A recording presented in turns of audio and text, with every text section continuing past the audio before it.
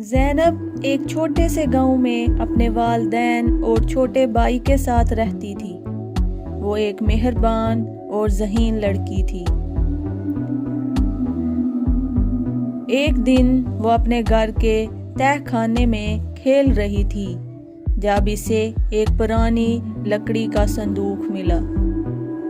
صندوق کھولنے پر اس نے ایک خوبصورت انگوٹھی دیکھی جو کہ چمک رہی تھی۔ جب زینب نے انگوٹھی پہنی تو اس نے ایک عجیب سی گرمی محسوس کی اور کمرے کے ارد گرد روشنی پھیل گئی۔ اس نے خود کو ایک جادوئی جگہ پر پایا۔ زینب حیران اور خوفزدہ تھی، لیکن وہ جاننا چاہتی تھی کہ وہ کہاں تھی۔ جیسے ہی وہ آگے بڑھی، اس نے ایک چھوٹا سا پیارا سا جانور دیکھا۔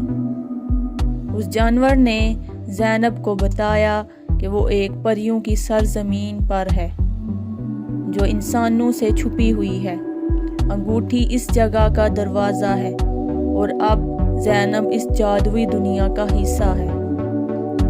اس جادوئی جانور نے زینب کو بتایا کہ پریوں کی سرزمین خطرے میں ہے۔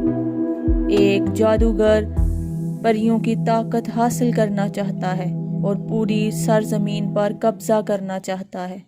جادوگر نے پریوں کی ملکہ کو قید میں لے لیا ہے اور صرف انگوٹھی کی طاقت ہی اسے آزاد کر سکتی ہے۔ زینب کو یقین نہیں تھا کہ وہ اس جادوئی دنیا کو کیسے بچا سکتی ہے، لیکن اسے معلوم تھا کہ اسے کوشش کرنی چاہیے۔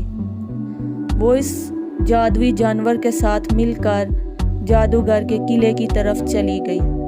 راستے میں ان کا سامنا جادوئی ڈریگن اور جادوئی پودوں سے ہوا، لیکن زینب نے ہمت نہ ہاری اور ہمت سے کام لیتے ہوئے اور انگوٹھی کا جادو استعمال کرتے ہوئے آگے بڑھتی گئی۔ آخر کار وہ دونوں جادوگر کے قلعے تک پہنچ گئے۔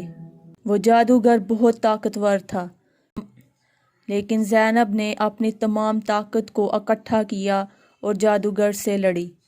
وہ جادو کی چالوں اور اپنی تیز رفتاری کا استعمال کرتے ہوئے اسے شکست دینے میں کامیاب ہو گئی۔ پریوں کی ملکہ آزاد ہو گئی اور زینب کو اس کی جان بچانے کا شکریہ ادا کیا۔